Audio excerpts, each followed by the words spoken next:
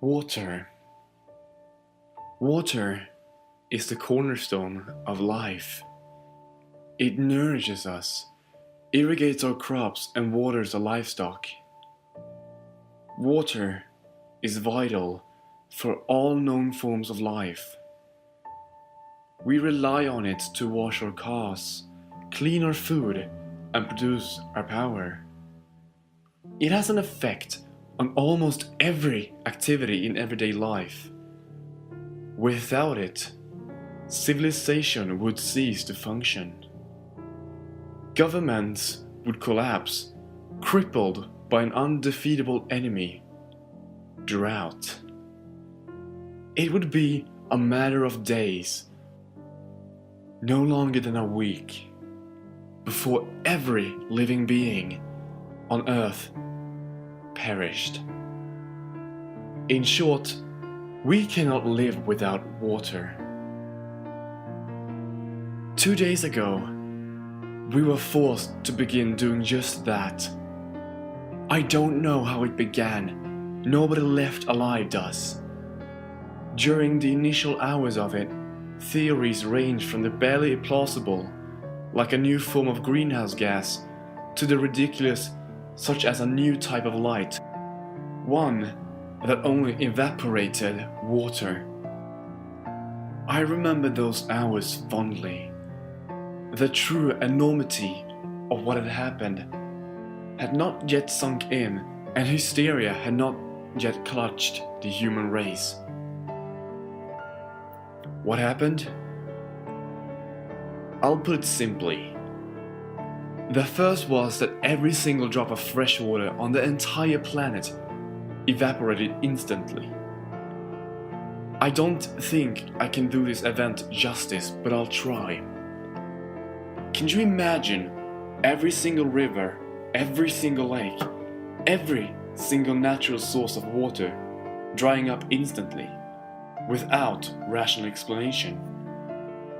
I doubt you can.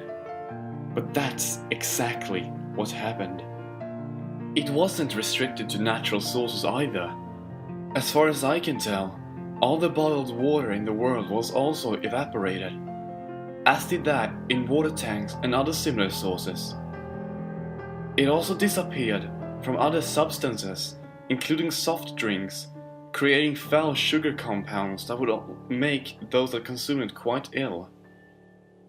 There was not a single drop of fresh water left anywhere on Earth for anybody to drink.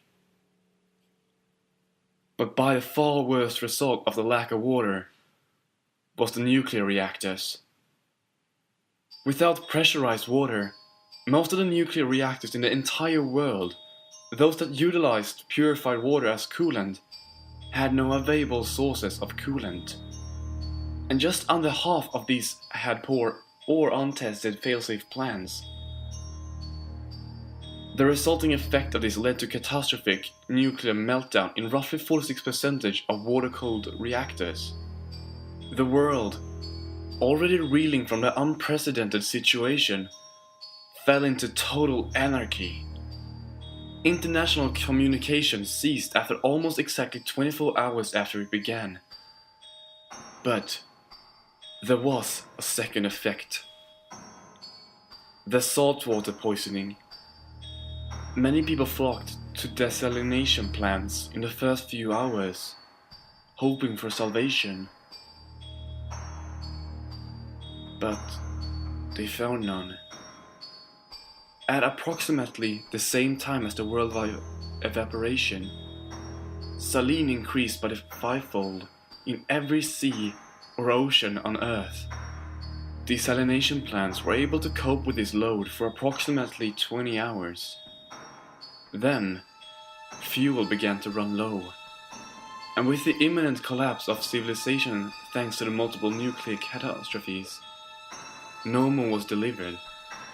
Thus, the last ever drop of fresh water on Earth was pumped out no later than midnight yesterday. After the drought came the collapse.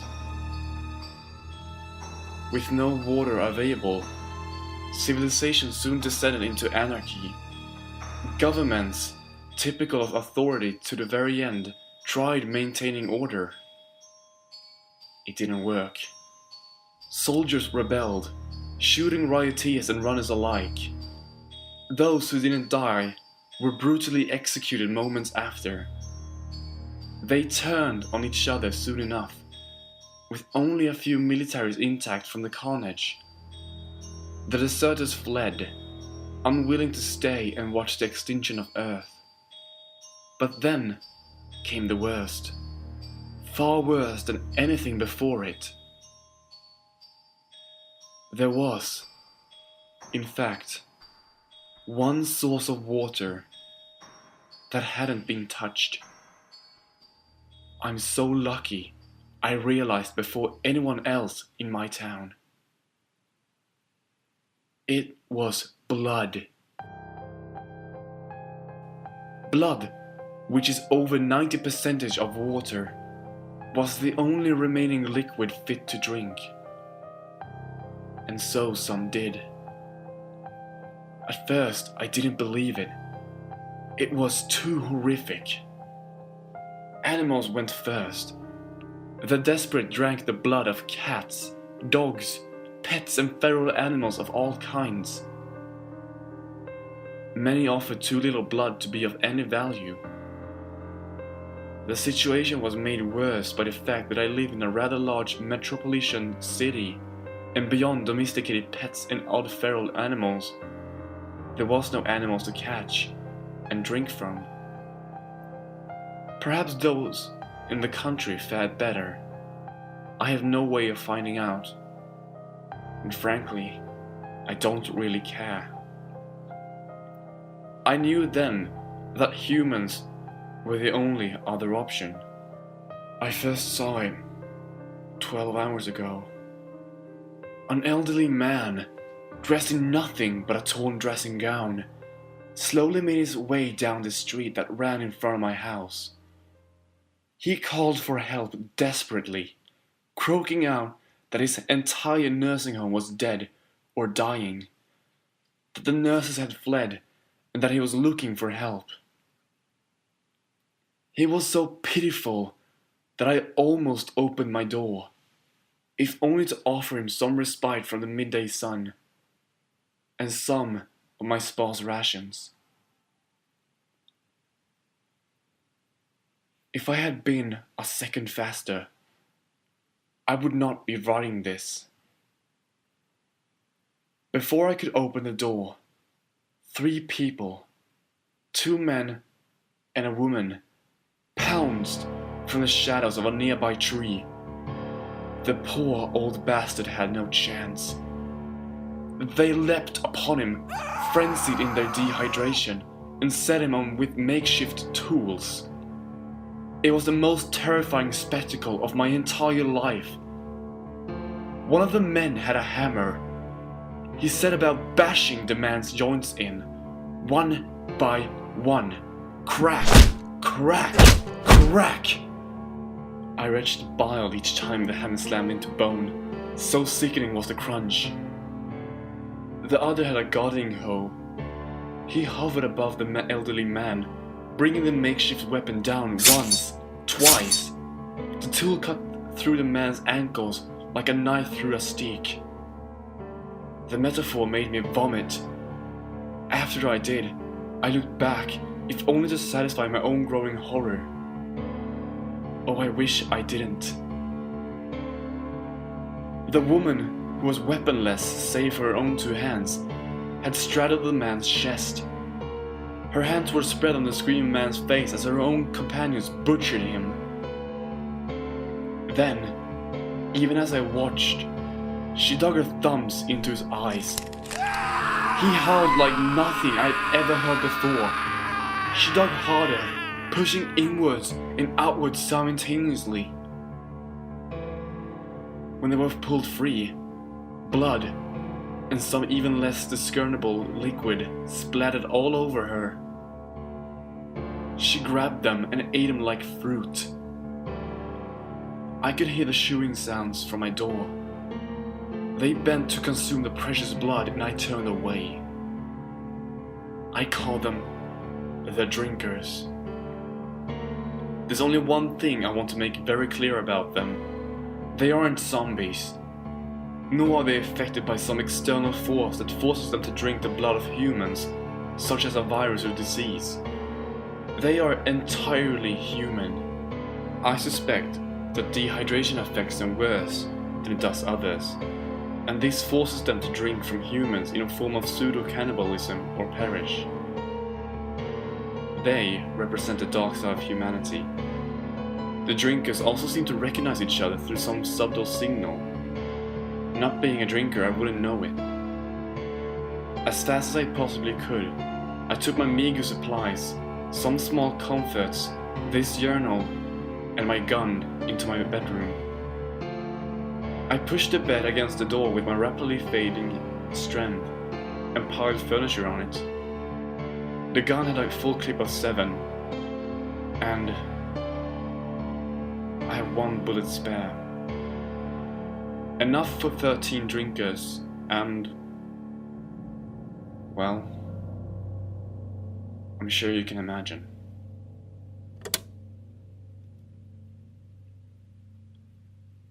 Another 6 hours has passed. I can feel the dehydration now. My tongue feels numb, and my skin feels like sandpaper. I tried to eat some bread before, and I almost choked. With no saliva to moisten my throat.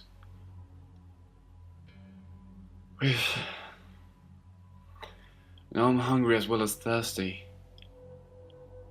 I don't even know why I kept recording this. Maybe it's something to occupy me during the final hours of mankind. Maybe I hold some hope that a solution will be found, and somebody in the future will listen to this and remember what it was like. Maybe I'm just delusional. It's getting worse. I'm breathing heavily and becoming more and more lethargic. This room feels like a sauna. I can almost see the heat waves bouncing across the room, becoming more and more intense until I'm literally cooked alive. It's not a pleasant vision. My recorder keeps slipping from my hand as I suffer random bursts of weakness. I'm scared I won't even be able to pull the trigger if the time comes.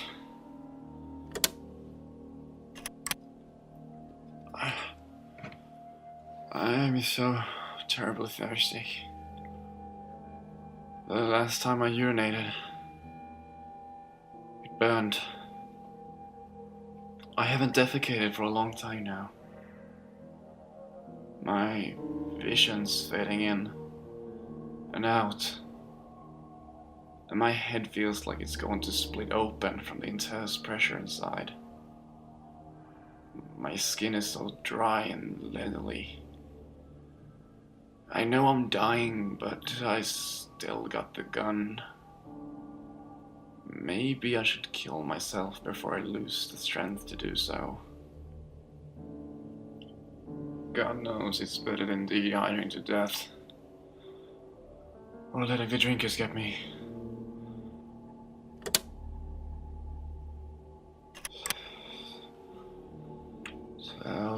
So thirsty. It's dark and I have lost the gun. Patience almost gone. So thirsty. I'm going mad. I'm dying. Wait. What's that? So thirsty. Somebody's knocking at the door. They want to be let in. They say the drinkers are coming. Should I? I don't know. Maybe I'll go get a drink. I'm so thirsty.